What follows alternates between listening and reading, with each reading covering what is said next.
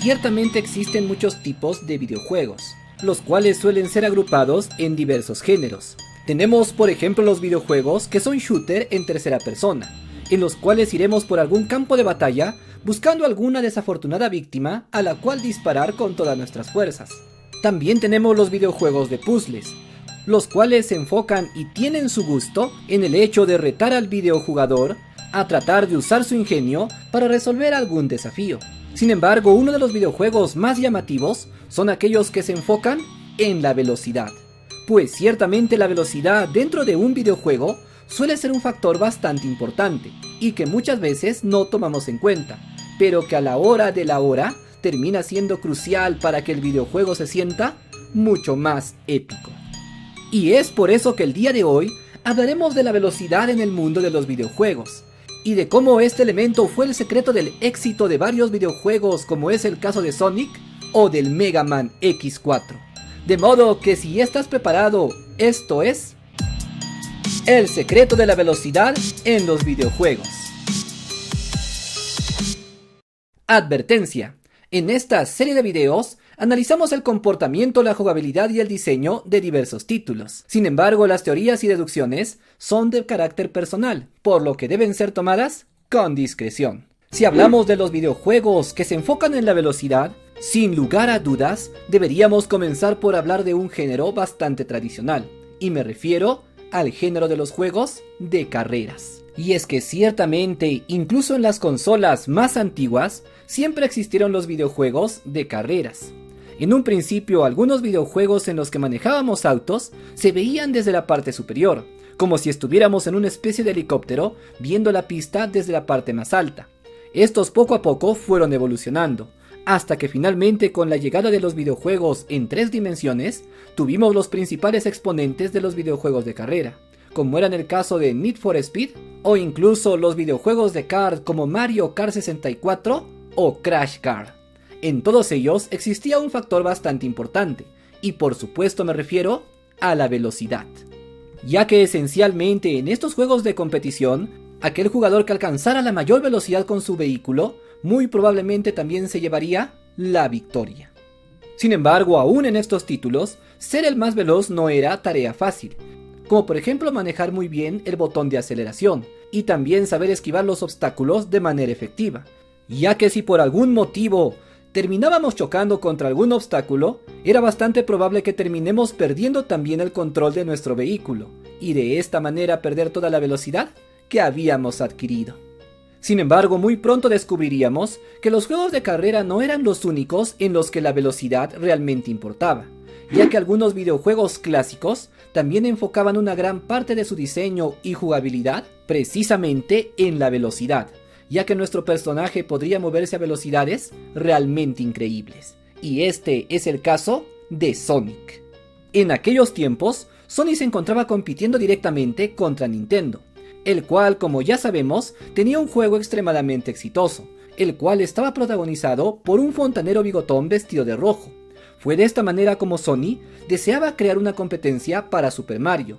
Es entonces cuando se les ocurriría la idea de Sonic. Sin embargo, los muchachos de Sony sabían perfectamente que no les serviría de nada hacer una copia de Mario Bros, sino que ellos tendrían que hacer alguien que compitiera, y por lo tanto tenían que destacarse en algún sentido. Fue por este motivo que crearon a Sonic, el cual tendría la principal característica de ser una criatura extremadamente veloz. Con este concepto en mente, nuestros amigos de Sony decidieron comenzar el desarrollo de su propio videojuego. Y si bien es cierto la idea era crear un personaje bastante veloz, el llevar esta idea a cabo no sería tarea fácil. Si analizamos videojuegos como Sonic 1, 2 o 3, veremos que se destaca de los videojuegos de Mario principalmente en la velocidad, la cual va adquiriéndose poco a poco. Sin embargo, para lograr que Sonic se moviera de manera muy veloz en el escenario, ellos tuvieron que enfocarse en un factor conocido como el momentum. En términos simples, podríamos definirlo como el impulso que se alcanza luego de haber realizado algunas acciones. En otras palabras, Sonic desde el principio del videojuego tendrá cierta velocidad a la que se mueve. Sin embargo, si es que él realiza ciertas acciones de manera correcta, él conseguirá un impulso o momentum, el cual le permitirá irse moviendo cada vez más y más rápido. Esto funciona a varios niveles. pues si es que nos encontramos con un videojugador no demasiado bueno, es altamente probable que él aún no sepa utilizar estas mecánicas, por lo que podrá ir a su ritmo, caminando lentamente y esquivando los obstáculos sin demasiados problemas. Sin embargo, conforme este videojugador comience a hacerse cada vez más y más experto, podrá empezar a realizar las acciones que le darán mayor impulso, controlar de manera efectiva el momentum y finalmente llegar a moverse a una velocidad de rayo por todo el escenario, algo que ciertamente será muy satisfactorio para dicho jugador. De alguna manera, se podría decir que la velocidad funciona como un premio cuando el jugador hace las cosas correctamente, y llegado a cierto punto podrá adquirir una velocidad bastante grande, lo cual le permitirá también terminar los niveles mucho más rápido. Y es que ciertamente la sensación de ir a gran velocidad, superando todos los obstáculos con gran maestría sin que nada pueda detenernos, es una sensación demasiado gratificante para cualquier jugador, y algo que sin lugar a dudas dará una gran dosis de dopamina.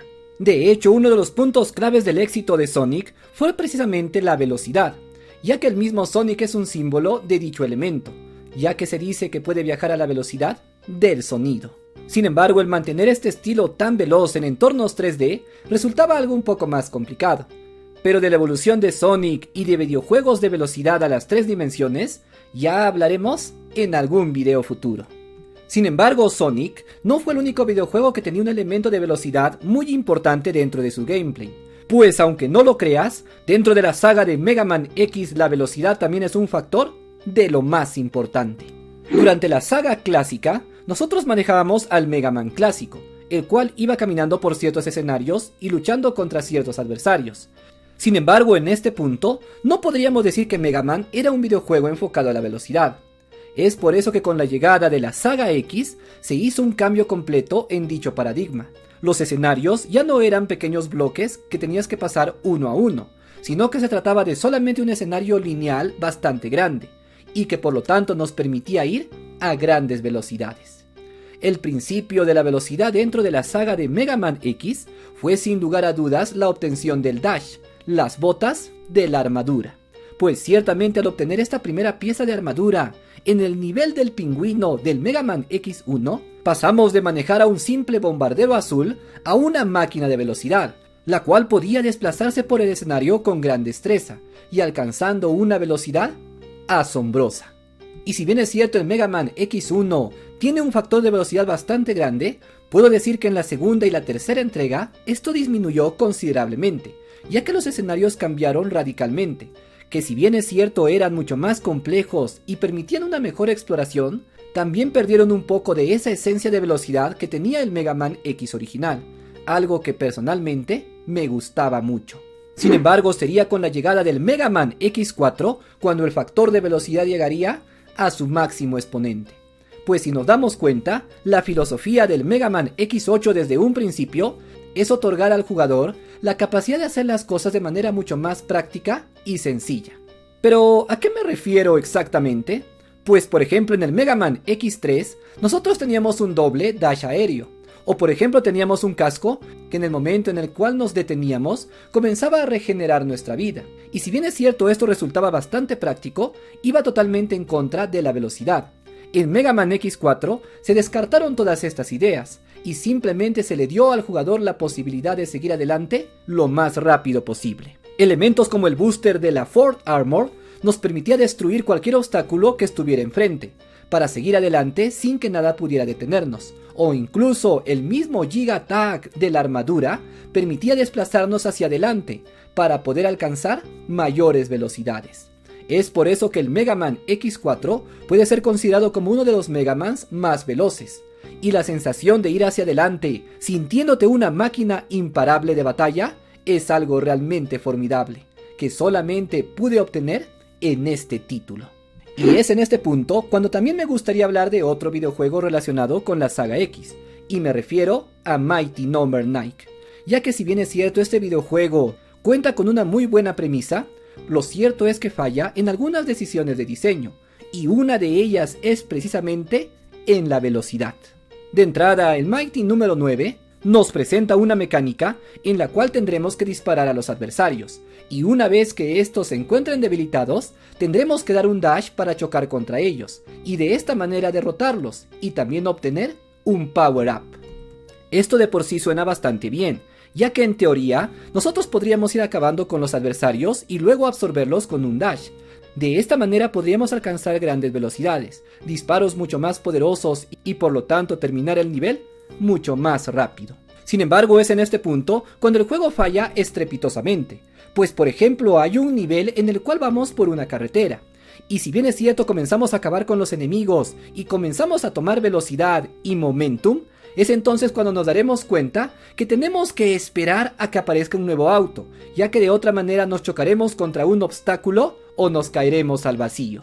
En otras palabras, este videojuego por un lado nos incita a obtener mayor velocidad e ir ganando mayor impulso, pero por otro nos pone obstáculos que simplemente nos hace imposible seguir avanzando, siendo nuestra única opción el quedarnos esperando. Así pues, se podría decir que este videojuego lo que nos premia es a saber esperar, lo cual ciertamente no es nada malo, pero si hablamos de un videojuego como Mega Man X enfocado a la acción, creo que el forzar al jugador a esperar no es una muy buena idea, ya que esto obliga al jugador a disminuir su acción.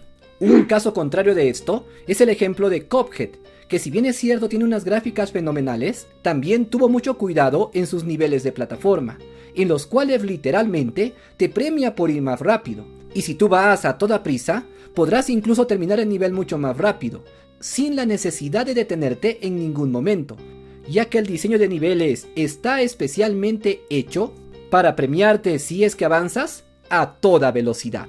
Así pues, de esta manera nos daremos cuenta que la velocidad dentro de un videojuego es un elemento bastante importante, sobre todo en videojuegos de acción como es el caso de Mega Man X. Es por eso que algunos niveles de Mega Man X6 no se sienten demasiado bien, como por ejemplo el nivel del lobo, en el cual tenemos que esperar literalmente a que terminen de caer un montón de hielo del cielo, lo cual si bien es cierto no es malo de por sí, sí disminuye el momentum y el impulso que tiene el jugador al momento de pasar estos niveles.